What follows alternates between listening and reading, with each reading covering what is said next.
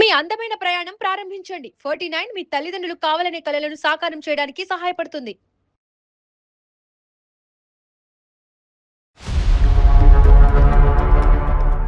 అబ్బాయి వచ్చి హైదరాబాద్ లో ఉంటాడండి. సాఫ్ట్వేర్ కంపెనీలో జాబ్. ఒక్కడే అబ్బాయి మీకు? అవునండి. ఇప్పుడు మా అబ్బాయి పెళ్లి చేసుకోమంటే చేసుకోవాలంటున్నాడండి. నాకు ఒంట్లో బాగోదు అంతంత మాత్రమేనండి. లేదా 4 లక్షలు వేద్దామని చూస్తున్నాను. ఏ సంబంధం తీసుకొచ్చినా అసలు ఏమీ చేసుకోనంటున్నాడండి. 3 నెలలు పోతున్నాడండి. వచ్చినప్పుడు పెళ్లి సొద్దిలోకి ఇంట్లో సామాన్లన్నీ నేలకేసుకుంటున్నాడండి. వయసులో ఉండేటప్పుడు వచ్చే సంబంధాలన్నీ ఆ వంక ఈ వంక చెప్పి పడేసింది. ఒక్కటి రాని ఇలా లవ్ చేసిన అమ్మాయిని కూడా ఒప్పుకోవాలా. ఆ అమ్మాయి నా ఇంటి ఎదురుగానే దిగింది. 6 అడుగులు ఎత్తున్న అమ్మాయిని తెచ్చి నాకు కడుతుంది. మొన్నేమో సంబంధాలను పట్టుకెళ్తే అంకుల్ అంటుంది ఆ అమ్మాయి. ఏడ సార్ ఎలా పోతాను నేను సంబంధాలకి? నా ఏజ్ ఎంత సార్? 20 ఉండేటప్పుడు వచ్చాను పెళ్లి. ఇప్పుడు 30-40 వచ్చేస్తుంది దగ్గరలో. ఇంకెప్పుడు సార్ నేను పెళ్లి చేసుకుని పిల్లలు ఎప్పుడు కట్టాను? నా బతుకు అయిపోయింది. ఇంకా బతుకు అయిపోయాక పెళ్లి అయితే నాకు అర్థం కాదు సార్. అతని ఆవేదన అతనిది. 40 సంవత్సరాలు వచ్చిన వాళ్ళు కూడా పెళ్లి చేసుకుంటున్నారు. 2 పిల్లలు ఉన్న అమ్మాయిని తెచ్చి ఈ అమ్మాయిని పెళ్లి చేసుకోమంటుంది. అలా ఆయన చచ్చిపోయాడంటే నన్ను చేసుకోమంటుంది. కొన్ని సరితూగే సంబంధం అనేది తీసుకురండి. ఆంటీల్ని అంకుల్ని వీళ్ళందరినీ తీసుకొచ్చి. మొన్న వెళ్ళేటప్పుడు ఏమన్నది ఆమె? తీసుకోండి ఎందుకు వస్తా ఎదురుగా దాన్ని చూస్తే నాకు మెంటల్ వచ్చేస్తుంది. ఎవరు ఇంటి ఎదురుకుండా వచ్చిందంట సార్.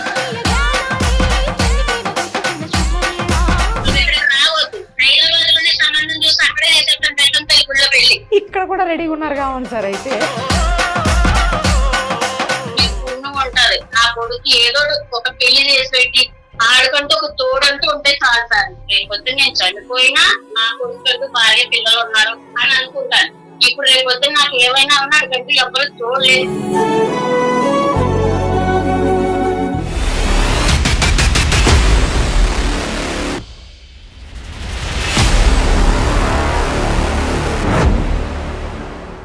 సుమన్ టీవీ అందమైన జీవితం కార్యక్రమానికి స్వాగతం. ప్రస్తుతం మనతో పాటు ఉన్నారు ప్రముఖ సైకియాట్రిస్ట్ డాక్టర్ కళ్యాణ్ చక్రవర్తి గారు.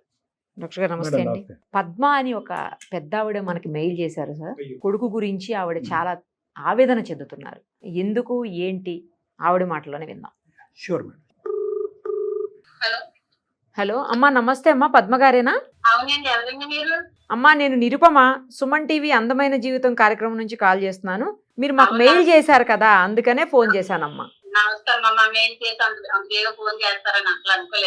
కానీ మీకు పెద్దవాళ్ళు కదా, మీకు మెయిల్ చేయటం ఎలా వచ్చింది? నాకు అదే అడుగుదాం అనుకుంటున్నా. అదే అనుకున్నాను. ఓకే ఓకే, వేరే వాళ్ళతో చేపించారా? సరే అమ్మా.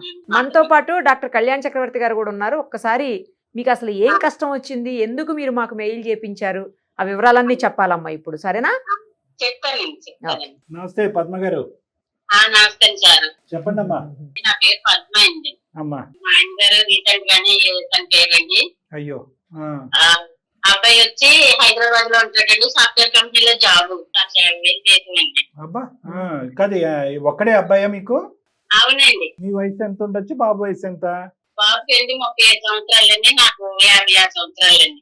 ఓకే, చెప్పండి అమ్మా. ఇప్పుడు మా అబ్బాయి పెళ్లి చేసుకోమంటే చేసుకోవాలంటున్నాడండి. నాకు ఒంట్లో బాగోదు అంతంత మాత్రమేనండి. మా అబ్బాయికి కొంచెం ఏదో 4 లక్షలు వేద్దామని చూస్తున్నాను. ఏ సంబంధం తీసుకొచ్చినా అసలు ఏమీ చేసుకోనంటున్నాడండి. అంటే నేను చెప్పాలంటే చాలా మటుకు కారణం నేనేనండి. మీరు ఎలా కారణం అయ్యారు అతని పెళ్లికి కాకుండా ఉండటానికి? అంటే పోస్ట్ లోని చాలా సంబంధాలు వచ్చినాయండి. సంబంధాలు వస్తే నేనే కట్నానికి ఆశపడి ఈ సంబంధం కాబట్టి ఆ సంబంధం కాబట్టి ఇంకో సంబంధం ఏదో వస్తాయి అనేసి తొందరగా మేము ముందు కావాలండి. ఏంటంటే వాళ్ళు తెచ్చి కట్నంతో నేను ఇదవుతాను కదండి. ఆడు అని పిల్లలు బాగుంటాడు కదన్న ఇది కొద్ది. మాకు ఇది ఊర్లో 3 కోట్ల బిల్డింగ్ ఉన్నది. హైదరాబాద్ లో మా అబ్బాయి జాబ్ ఫ్లాట్ ఉన్నది. ఈ సంబంధం కాబట్టి ఏదో వస్తుందని ఆశకెళ్ళి నేను ఇది అవ్వానండి. ఆశ అత్యాశ అయింది. ఇప్పుడు కట్నం లేదు, పెళ్లి లేదు. ఓ సంబంధం చూసాం చుట్టాల అమ్మాయిని. ఇప్పుడే ఇంతలా ఉన్నది, రేపొద్దు నీళ్ళు పోతుంది. పెళ్లి అయిన తర్వాత ఇంకా ఇంత లావ్ అయిపోతుంది, నాకు వద్దు అన్నాడండి. లావ్ గురించి ఇచ్చేసాడు. లావ్ అన్నది వస్తున్నాడండి. సరేలేని మళ్ళీ కాకినట్లు వేరే సంబంధం చూసాం. ఆ అమ్మాయి హైట్ ఎక్కువ అన్నట్టు రేపొద్దున ఇద్దరు పక్క పక్కన నడుచుకుని వెళ్తే మీకు అప్పుడు మీ అక్క అని అంటారు. ఆ సంబంధం వద్దన్నాడండి. ఇలాగే ఇంక ఏ సంబంధం చూసినా పిల్ల నల్లగా ఉన్న జుట్టు లేదంటున్నాడు, ముక్కు బాగాలేదంటున్నాడు, కొల్లు బాగాలేదంటున్నాడు, ఇంకేదో ఉంటాడన్నాడు కానీ పెళ్లి అయితే చేసుకోండి అంటున్నాడు. ఇప్పుడు కట్నం బిజినెస్ అసలు లేనే లేదు. ఇప్పుడు కట్నం కాస్త గాలి కట్నం కూడా ఏమి లేదండి. ఏంటంటే నాకు ఒంట్లో బాగుంటలేదు, ఏదో ఇటు పెళ్లి చేసేటంటూ ఒక తోడు భార్య పిల్లలు ఉంటారని ఆశపడుతున్నాను. ఏది ఎప్పుడు ఉంటామో ఎప్పుడు పోతామో తెలియదు. ఉన్న రోజులన్నా ఆ పిల్లలతో గడుపుతారని నేను ఆశపడుతున్నాను. మిగతావన్నీ బానే ఉన్నాయమ్మా, ఉద్యోగం గానీ లేదంటే అన్ని ఓకే. నేను పెళ్లి ఊసెట్టినప్పటికి ఎప్పుడు నెలలు అయితే నెలకి వచ్చి పోడండి. ఇప్పుడు 2 నెలలకి ఏకంగా ఇప్పుడు 3 నెలలకు వస్తున్నాడండి. వచ్చినప్పుడు పెళ్లి సత్తిదోడికి ఇంట్లో సామాన్లన్నీ నేలకేసుకుంటేస్తున్నాడండి. దేవత్వం చేసేస్తున్నాడు, వెళ్ళిపోతున్నాడు. పెళ్ళన్నా ఊస్తే వెనక్తో లేదండి.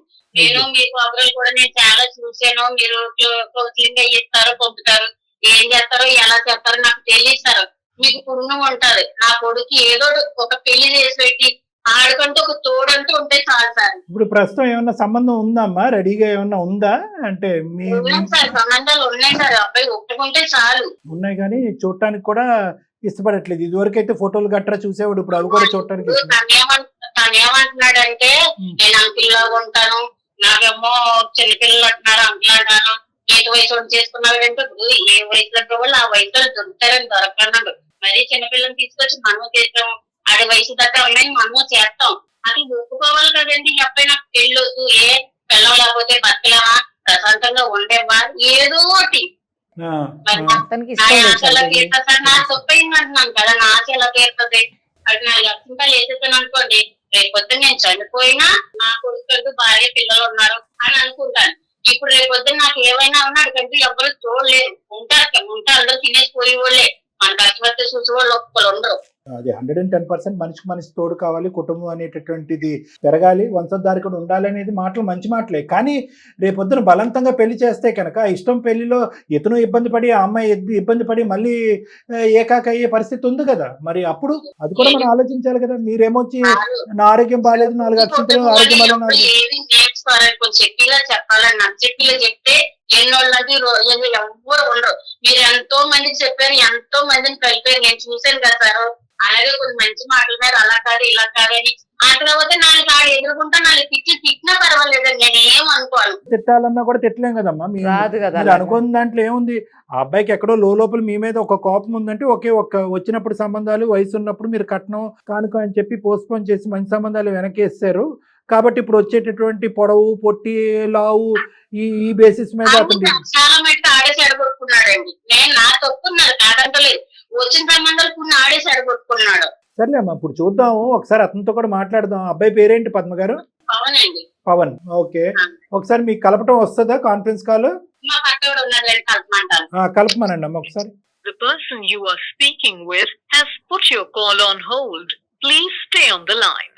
హలో బాబు చెప్పమ్మా. సారు మాట్లాడతారు, ఒకసారి మాట్లాడమ్మా. ఎవరా ఏం సారు? ఎందుకు? పవన్ గారు పవన్ గారు పవన్ గారు పవన్ గారు హలో పవన్ గారు ఒక్క నిమిషం. ఆవిడికి పాపం చెప్పడం రాలేదు. మేము సుమన్ టీవీ అందమైన జీవితం కార్యక్రమం నుంచి నేను నిరుపమ, మనతో పాటు ఉన్నారు డాక్టర్ కళ్యాణ్ చక్రవర్తి గారు కూడా. మీ అమ్మగారు మాకు మెయిల్ చేపించారు పక్కింటి వాళ్ళు చేత. పక్కింటి వాళ్ళు ఇవన్నీ బయట. అమ్మ నీకేం బుర్రపంచేదా? బాబు నా మాట ఎలా వింటలేదు, వాళ్ళ మాటల్ని నేను బాగుపడతావు. పెళ్లి కాని పవన్ అనుకో పోయింది. అది కాదు మాట్లాడు బాబు, నా మాట సార్ మాట్లాడతారు, మాట్లాడు. ఉండమ్మా, అబ్బాయి మనసులో ఏదో చెప్తున్నాడు, 2 మాటలు చెప్పనియండి. చెప్పండి పవన్ గారు. మీ అమ్మగారి మీద ఏదో ఊర్లో పరువులు పోయిందండి. మీ ప్రోగ్రాంకి వచ్చామనుకోండి అందరికి తెలిసిపోద్ది ఇవన్నీ. అదేం కాదులే నాన్న, నువ్వు చూసుంటావు మన ప్రోగ్రామ్స్, చాలా సందర్భాల్లో చెప్పాము. ఇక్కడ నా ఏజ్ అంతా మా అమ్మ చూసే పనులు ఏందో నాకు అర్థం కావట్లేదు సార్. వయసులో ఉండేటప్పుడు వచ్చే సంబంధాలు అన్ని ఆ వంక ఈ వంక చెప్పి పడేసింది. ఒక్కటి రాని ఇలా లవ్ చేసిన అమ్మాయిని కూడా ఒప్పుకోవాలా. ఆ అమ్మాయి నా ఇంటి ఎదురుగానే దిగింది. రోజుకో సంబంధం తెస్తుంది సార్. 6 అడుగులు ఎత్తున్న అమ్మాయిని తెచ్చి నాకు కడుతుంది. మొన్నేమో సంబంధాలను పట్టుకెళ్తే అంకుల్ అంటుంది ఆ అమ్మాయి. ఏడ సార్ ఎలా పోతాను నేను సంబంధాలకి? నా ఏజ్ ఎంత సార్? 20లో ఉండేటప్పుడు వద్దంటే పెళ్లి, ఇప్పుడు 30-40 వచ్చేస్తుంది దగ్గరలో. ఇంకెప్పుడు సార్ నేను పెళ్లి చేసుకుని పిల్లలు ఎప్పుడు కట్టాను? నా బతుకు అయిపోయింది. ఇంకా బతుకు అయిపోయాక పెళ్లి అయితే నాకు అర్థం కాదు. సార్ అతని ఆవేదన అతనిది కాదు నాన్న, నువ్వు అలా అంటుంటే మేము ఏం మాట్లాడలేకపోతున్నావు. ఒక అంకుల్ అని ఒక లాంటి అని. సరే అవన్నీ కాదు సార్. అది ఆ చిన్నపిల్లని చేసుకుంటే రేపు ఏమంటున్నావు నువ్వు ఊరంతా? వయసుకు తగ్గ సంవత్సరాలు వచ్చిన వాళ్ళు కూడా పెళ్లి చేసుకుంటున్నారు. ఉండేటప్పుడు ఒప్పుకోలేదు. వయసులో ఉన్నప్పుడు మూసేసుకున్నాక ఏమైంది? ఉండమ్మా ఏదో మొన్న చెప్తున్నా. సార్ ఇద్దరు పిల్లలు ఉన్న అమ్మాయిని తెచ్చి ఈ అమ్మాయిని పెళ్లి చేసుకో అంటుంది. అలా ఆయన చచ్చిపోయాడంటే నన్ను చేసుకోమంటుంది. నిన్ను పెళ్లి ఏం సార్ ఇది? చేసుకోమంటారా? అలా కాదు నాన్న, ఏదో ఒకటి పెళ్ళైతే చాలు అన్నట్టు ఉన్నట్టుంది ఆ అమ్మ తొందరపాటు, అసలు అమ్మ గుర్రం మీద స్వారీ చేస్తుంది. అలా కాదు పద్మ గారు, బాబు చెప్పేటటువంటి దాంట్లో కొద్దిగా అబ్బాయి మంచి సాఫ్ట్వేర్ ఉద్యోగము, 1,50,000 ఎంతో శాలరీ వస్తుంది, హైదరాబాద్ లో గౌరవంగా బతుకుతున్నాడు, పోనీ సరితూగే సంబంధం అనేది తీసుకురండి. ఆంటీల్ని అంకుల్ని వీళ్ళందరినీ అట్లా తీసుకొచ్చి చేసుకుంటారంటే నేను ఏదన్నా ఉన్నాయి సార్ సంబంధాలు అట్లా చేసుకుంటారని అనాలి కదా. ఇప్పుడు ముసలోళ్ళు ఉన్నారు, వండి పెట్టి వాళ్ళు ఎవరో లేరనేసి ముసలోళ్ళు భార్య చనిపోయిన వాళ్ళే 2 పెళ్లి 3 పెళ్లి చేసేసుకుంటున్నారు. ఈడు వయసులో ఉన్నవాడు ఈడు చేసుకోవడానికి ఏమి నాకు అర్థం కాలేదు. నేను ఎప్పుడు చిన్నపిల్లనే, నా వయసు 37. నన్ను చిన్నపిల్లడు అంటారు. సంబంధం పిల్లలంటే ఎందుకు పిలుస్తారు? పెళ్లి చేసుకున్నారు అంకుల్ పిలుస్తారేంటి? మొన్న వెళ్ళేటప్పుడు ఏమన్నది ఆమె? అంకుల్ టీ తీసుకోండి. ఏ టైం ఆ సార్ చెప్పిన తిండి బాబు నా మాట విను. ఏ తిన అమ్మ నాకు చెప్తున్నాను, మెంటలు తెప్పించు నాకు. అయితే నేను చచ్చిపోయినా నీకు ఓకేనా? అందుకే ఇంటికి రాను, రాబోద్దు ఇట్లా నాకు ఇంటికి ఇంటికి వచ్చి అన్ని పగలగొట్టేస్తున్నావు. రాగానే కట్నాలు అనుకుంటూ బతికావు కదా, ఇప్పుడు నెలకు 2 లక్షలు ఇస్తున్నాను తీసుకో. నేనేం చేస్తున్నాను? ఆ డబ్బులు నీకు పిల్లవాళ్ళు పిల్లలు ఉండాలి, భార్య ఉండాలి. నేను ఇప్పుడు ఇంటికి వస్తా ఎదురుగా దాన్ని చూస్తే నాకు మెంటలు వచ్చేస్తుంది. లవరు ఇంటి ఎదురుకుండా వచ్చిందంట సార్. కాదు ఎవరు సార్ నేను లవ్ చేశాను సార్ అది ఇది అని చెప్పి సంబంధం క్యాన్సిల్ చేసేసింది. ఇంకా అమ్మాయి ఎదుర్కొంటే లైవ్ లోనే ఉందా? ఆ అమ్మాయి ఇంకా లైవ్ లోనే ఉంది ఎదుర్కొంటే. మా ఇంటి ముందు ఆయన పెళ్లి చేసుకున్నాడు. నేను ఇంటికి వెళ్తే ఆ మొహం ఎట్లా చెప్పమంటారు? ఒక ½ ఇంచులో మిస్ అయ్యా. సరే అందుకే ఇంటికి వెళ్ళట్లేదు అంటున్నాడు. అంకుల్ అంటే ఇంకా 2 నిమిషాలు అక్కడ నిలబడలేదు సార్. నేను తల మళ్ళీ వచ్చి తీసినట్టు కూర్చోమంటారు. అయిపోద్ది. నాకు స్టడీ కదా, పనికి మాలలో ఉన్నా. బాబు నువ్వు ఒక పని చేయి బాబు, నువ్వు ఇక్కడికి రావద్దు. హైదరాబాద్ లోనే సంబంధం చూసి అక్కడే చేసేస్తాను పెద్దంతల్లి గుళ్ళో పెళ్లి. ఇక్కడ కూడా రెడీ ఉన్నారు సార్. అయితే పెళ్లి ఆ పెళ్లి దృష్టిలో పెళ్లి పెళ్లి పెద్దంతల్లి గుడిలో అదే చేశారు కదా. అంటే నేను ఏదో విధంగా నీకు ప్రశాంతంగానే బతుకుతున్నాను. ప్రశాంతంగా తిను, నలుగురు పైన అదే ఉన్నన్ని రోజులు ఓకే. నీకు రేపు పొద్దున తోడు ఎవరుంటారు? నీకు ఒంట్లో వెళ్ళేది ఆ సార్ చెప్తే ఏంటవా? ఆ సార్ ఎంతో మంది చెప్పి ఎంతో మందిని కలిపారు ఆయన. వీడియోలు నేను చూస్తాను, కాదనట్లా మంచిగానే చెప్తారు. కానీ ఇప్పుడు నా ఏజ్ అది కాదు కదమ్మా. నువ్వు ఎక్కడికి వెళ్ళినా ఉపయోగం ఉండదు. 37 సంవత్సరాలు ఎక్కిది ఏం కాదు పవన్. నా మాట నా సార్ చెప్పినట్టు పోనీ ఆ సార్ చెప్తారు. అమ్మ నువ్వు అమ్మవి, నేను ఎంత పెద్దోడినైనా నీకు చిన్నోడిని. అంకుల్ అయిన వాళ్ళకి తెలుసు, మొహం మీద ఉమ్మేసిన వాళ్ళకి తెలుసు. నవ్వుతున్నారు అటు చూసి ఇటు చూసి. ఇదిగో సార్ ఇలాగే మాట్లాడుతున్నారు ఉన్నాం పద్మ గారు. ఏం మాట్లాడండి మీరు ఇందాక అన్నారు కదా పెళ్లి గారు. పవన్ ఇది నాన్న హాస్యం తర్వాత ఒక్క 2 నిమిషాలు విన్నానా? అమ్మ పద్మ గారు మీరు 2 నిమిషాలు ఓపి పడతానంటే నేను బాబుతో మాట్లాడతాను. ఒకటి ఇప్పుడు మీరు పెళ్లి అని చెప్పి అతని జీవితం మీద పెళ్లి అంటేనే విరక్తి, పెళ్లి అనే పదం అంటేనే వాంతి అయ్యేటట్టుంది. ఆ పరిస్థితి తీసుకొచ్చారు. ఇలాంటి పిల్లల్ని బలవంతంగా తీసుకెళ్లి కట్టబెడితే కనుక 3-4 ముచ్చట అవుతుందమ్మా అక్కడ. అనవసరంగా తర్వాత కోర్టులు డైవర్సులు అని చెప్పి కొట్టుకు సావాలి. ఇంకొకటి జీవితం ఎందుకు అంత అబ్బాయిని మరీ అంత రేపో మాపో మీకేదో ప్రాణాలు హరించిపోయేటట్టు, రేపో మాపో ఏదో ఉపద్రవం వచ్చేటట్టు మాట్లాడుతున్నారు. ఆగండి. పెళ్లి ఎంత ఇంపార్టెంటో రేపొద్దున పెళ్లి చేసుకున్న తర్వాత ఆ పెళ్లిని కాపాడుకోవటం కూడా అంత ఇంపార్టెంట్. ఈరోజు మీరు బ్లాక్మెయిల్ చేసి భయపెట్టి కింద మీద పడి కొట్లాడుకుని అతను టీవీలు ఫోన్లు పగలగొట్టి పెళ్లి చేసుకుని ఎవరిని ఉద్ధరిద్దామని అంతేనా? పెళ్లి అయిపోవాలి, అక్షింతలు వేసేయాలి, ఒక మనవడిని ఎత్తేసుకోవాలి, అంతేనా కాన్సెప్ట్? అంత ఈజీ కాదమ్మా. ఆ అబ్బాయిలో అసలు ఆవగింజ అంత పెళ్లి మీద ఒక రెస్పెక్ట్ గౌరవం కూడా ఇదివరకు ఉండేది, పోయింది. మీరు అప్పుడేమొచ్చి కొలమానం చేశారు, తూకం వేశారు. అప్పుడు కులం అన్నారు, గోత్రం అన్నారు, కట్నం అన్నారు. ఆ అబ్బాయికి పెళ్లి వయసు ఉన్నప్పుడు ఇష్టపడినప్పుడు ఇష్టమైనటువంటి అమ్మాయికి చేయలేదు. ఇప్పుడు కళ్ళెదురుగుంటా ఆ అమ్మాయి ఎదురింటి అతనితో హ్యాపీగా పెళ్లి అయిపోయింది. వాళ్ళకి 2-3 పిల్లలంట. ఇక్కడ ఇతను కడుపు కాలిపోదా? మీ ఇంటికే రావటం మానేశాడు అతను. మీరు పెద్దవాళ్ళు అసలు మీరు పట్టిన కుందేలకు 3 కాళ్ళు అంటే 3 కాళ్ళు. అప్పుడేమైపోయింది ఇంగితం ఆలోచన? అప్పుడు ఈ అబ్బాయి భవిష్యత్తు గురించి ఆలోచించలేదా? ఎందుకమ్మా తల్లిదండ్రులు ప్రతిదాన్ని చోట పిల్లల్ని ఏదో పావుల్లాగా వస్తువుల్లాగా వాడుకుంటారు? మీరు అనుకుంటే పెళ్లి, మీరు వద్దనుకుంటే పెళ్లి కాదు. మీకు కావాల్స్తే కోడలు కావాలి, వద్దనుకుంటే వద్దు. ఇంతేనా? బాగా చెప్పారు సార్. సరేలే. ఇప్పుడు అమ్మను కూడా అనేది ఏముంది నాన్న చనిపోయి సంవత్సరంన్నర అయింది. ఆ బాధలో కూడా ఆవిడ ఉంది. ఏదో షుగర్ బీపీ ఏవో ఉన్నాయని చెప్పి మెయిల్లో పెట్టింది. ఆరోగ్య పరిస్థితి కూడా అంతంత మాత్రం ఉంది, గుండె జబ్బు కూడా ఉందని. నేను నెలకు 1,00,000 పంపించి ప్రశాంతంగా ఊర్లో సార్ మాది పల్లెటూరు. ఓ 10,000 ఇస్తే ఇంటి చాకరీ అంతా చేసేటోళ్ళు ఉన్నారు. ఎక్కడెక్కడికో పట్టణాలకు పోయి 10,000 చేస్తున్నారు సార్. 10,000 ఇచ్చాయి, అదేం లెక్క ఆ 90,000 నీ దగ్గర పెట్టుకో. అంటే పనులు సొంతోళ్ళు పనోళ్ళు ఒకటైతారా? పవన్ పనులు పెట్టుకునే స్తోమత ఉంటే పెళ్లిళ్ళు అక్కర్లేదా? భార్య పిల్లలు అక్కర్లేదా? కోడళ్ళు అల్లుళ్ళు అక్కర్లేదా? అంటే డబ్బులతో అన్ని కొనేసుకోవచ్చు. నేను అది కాదు. కాదనట్లేదు సార్, నా ఏజ్ ఇప్పుడు ఎంత సార్? ఏ, ఇంకో పవన్ 10 పవన్ సంవత్సరాలు అయితే నా బతుక అయిపోయినట్టే సార్. ఏం ఈ 10 సంవత్సరాల్లో ఎప్పుడు పిల్లల్ని కంటాను, ఎప్పుడు వాళ్ళని ఇంకా వాళ్ళకి ఎవరు ఉంటారు సార్ నేను లేకుండా? నువ్వు 57కి మీ అమ్మగారి వయసు అయిపోయింది అంటున్నావు, నువ్వు 37కే నీ వయసు అయిపోయింది అంటున్నావు. బిలే ఉన్నారు తల్లి కొడుకులు. అది కాదు కదా 37 ఏంటి? 37కి ఎందుకు అంత నువ్వు అంత ఇది అయిపోతున్నావు? చాలా మంది 34, 35, 36, 37 కూడా చేసుకుంటున్నారు. ఎటొచ్చి అమ్మకు వచ్చిన తొందరపాటు ఏంటంటే ఫిల్టర్ చేయకుండా ఎవడు దొరికితే వాడిని తీసుకొచ్చి అమ్మాయిని తీసుకొచ్చేసి క్యూలో పెట్టేసేటప్పటికి నీకు అసహ్యం కలుగుతుంది. అమ్మ అసలు మ్యాచింగ్ చూడట్లేదు. ఆవిడకున్న తొందరపాట్లు ఏంటంటే సార్ పెళ్ళే 3 పిల్లలు ఉన్నారు సార్, ఆమెకి తీసుకొచ్చి చేసుకో అంటుంది. మరీ టూ మచ్ అమ్మ. పద్మ గారు అసలు కరెక్ట్ గా లేదు. మంచి ఆమె. నేను వాళ్ళ ఇంటికి వెళ్తుంటాను అప్పుడప్పుడు.